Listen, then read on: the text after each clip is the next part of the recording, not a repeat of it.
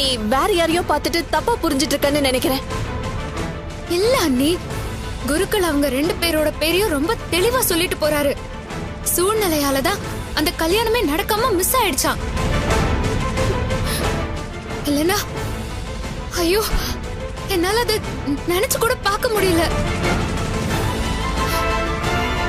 ரஞ்சிதா, எனக்கு எதுவுமே புரியலையே. வித்யா எப்படி இந்த முடிவுக்கு வந்தா? அப்படி என்ன அவசரம் அவளுக்கு?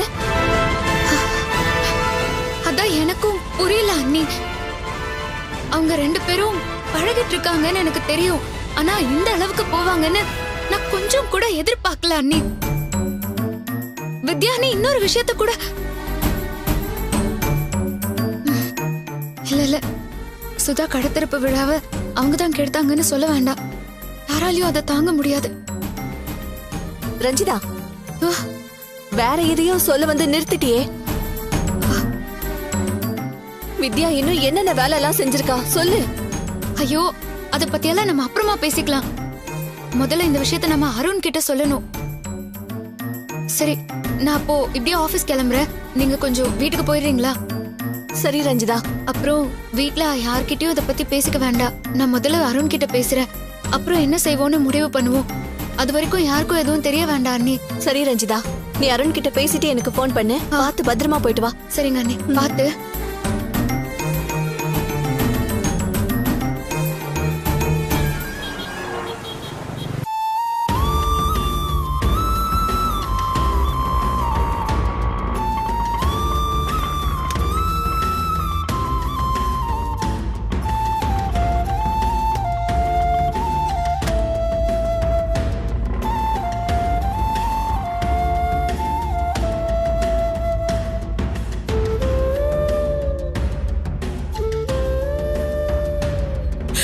என்னாச்சு?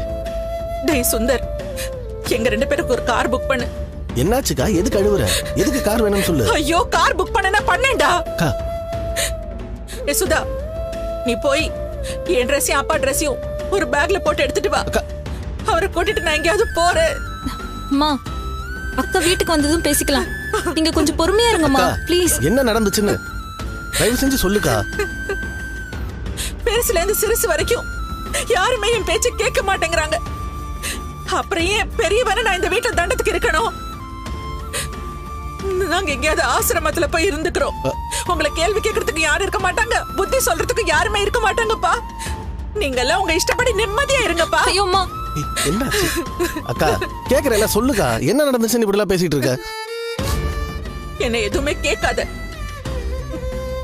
மரியாதை இல்லாத வீட்டுல என்னால இருக்க முடியாது. நான் 4 பிள்ளைங்களை பெத்து ஒரு பிள்ளைய என்ன மதிக்கலங்கிறப்போ நான் எதுக்கு இந்த வீட்டுல இருக்கணும்?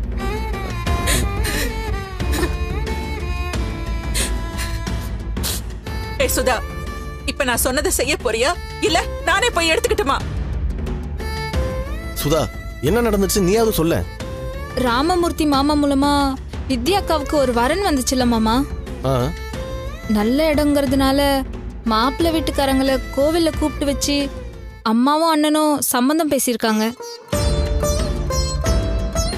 வித்யாக்காவுக்கு விஷயம் தெரிஞ்சு அங்க வச்சு பெரிய கலாட்டா பண்ணியிருக்காங்க.